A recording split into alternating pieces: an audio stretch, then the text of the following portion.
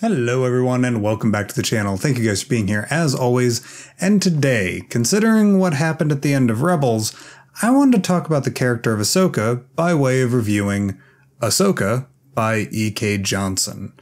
This book came out, I believe, just before Rogue One, and it was an interesting book. I wouldn't say for me that it's the best book out of the new canon. That title is still very easily held by Lost Stars, at least in my eyes. But I feel like the Ahsoka novel is a very good addition to the saga of the character of Ahsoka Tano. What I mean by that is that this book had one job and one job only, and that is to bridge the gap in between Clone Wars Ahsoka and Rebels Ahsoka. That's really the only job that this book had, is how did she go from disillusioned Jedi Padawan who walked away from the Jedi Order to major member in the Rebel Alliance? How does she go from this person to the other person, right? And this book certainly succeeded in that. I wouldn't say, for me, I don't think that the main story was as strong as maybe I would have wanted. I'm very much one of those people that needs each individual piece of a story to be very strong. But this story was a decent story that needs the context of the Clone Wars and Rebels in order for you to actually put together what is happening to the character of Ahsoka. What I mean by that is that there was quite a few times where there were references to her past and even shadows of her future being telegraphed inside of this book. There's a moment where she is conversing with some very young, unorganized resistance rebels, whatever, on this planet that she's hiding out on. And one of the rebels says, Did your parents bicker a lot? Okay. It was cute. It was fun for me as a fan of the Clone Wars, but if you haven't gone through the Clone Wars, you're not going to get the references to Obi-Wan and Anakin constantly ribbing each other. And you're not going to get the reference to Inquisitors unless you've seen Rebels. You'll understand, oh, this is some sort of Jedi hunter or whatever, but you're not going to understand that they're technically the personal tool of Darth Vader and the Emperor to find the Jedi, as opposed to something that the ISB cooked up or whatever. And that's not really explained in this book. With that being said, I totally understand why both villains in this are pretty weak. You've got the Inquisitor, as I already mentioned, and then you've also got this like Imperial bureaucracy guy or whatever. And he's he's literally an evil pencil pusher, and it doesn't work.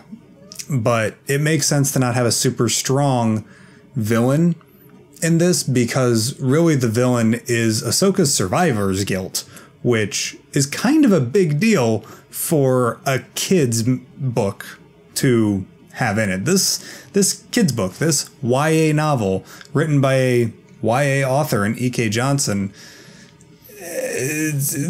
it's got some strong adult themes in here. We've got people getting carved in half with lightsabers. We've got children taking up arms against their oppressors.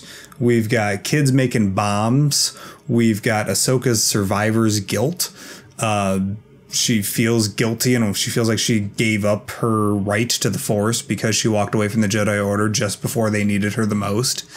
And then she beats herself up for not being around for Order 66, and then she's also beating herself up because she knows that if she was around, she would have been murdered and massacred by the clone troopers after their biochips were switched. And that's one thing that I do love about this book, is those adult themes, is seeing Ahsoka have to deal with the fact that she's the only one left. She reaches out for Obi-Wan and she can't find him because Obi-Wan's kind of shut himself off from the Force. She reaches out for Yoda. Yoda again. Yoda's in hiding. He's not out there. He's not allowing other Force users to detect him. So she doesn't detect him. She reaches out for Anakin and she just finds a black hole. She has no idea that Anakin has become Vader. She thinks that Anakin's dead. And she's heard nothing for ever about any other Jedi anywhere else. She knows nothing about any nascent rebellion starting to form. She knows she's all by herself, so she's just trying to survive, and she doesn't even know who she is. And that's probably one of the key reasons why I'm so happy that I went back and read this book after the end of Rebels. And that is that she is a Jedi, but she's not a Jedi. She walks this line in between the light and the dark. She was trained by Anakin, who turned into Darth Vader after all, and she didn't really fit with the Jedi Order in the first place. Yes, okay, they messed up and accused her of that Jedi temple bombing and all that, but she was kind of already disillusioned with the way that the Jedi worked in the first place. She doesn't quite know where she stands. She doesn't even want to use the Force for the first half of this book. It isn't until a very awesome scene, at least in my opinion, when her and her band of little resistance fighters, after they all made a stupid mistake that she told them not to do, she does a full-on hardcore Force push as hard as she can out and basically scatters these Imperial forces all over the frickin' place, throwing tanks and all this kind of stuff all over the place. And it isn't until then that she's comfortable with using the Force again.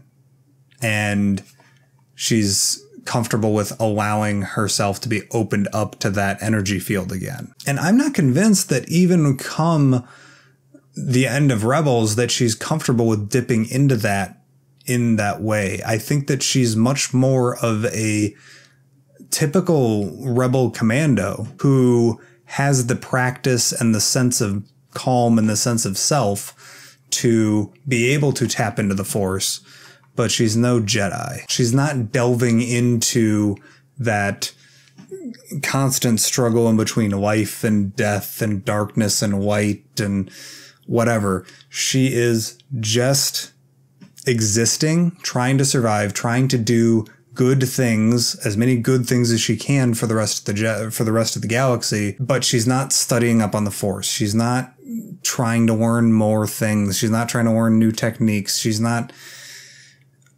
even meditating all that often. She likes to meditate, but it's more just reaching out and connecting with the life right around her. She's not really interested in what the cosmic Force has to do. She's much more interested in what the living Force is doing. And so because of that, I feel like almost that Ahsoka wouldn't be much use to Luke Skywalker during the original trilogy, during which time we know that Ahsoka was alive. Now, after the end of Rebels. Yeah, she is the epitome of a video game Force-sensitive character, even by the end of this book.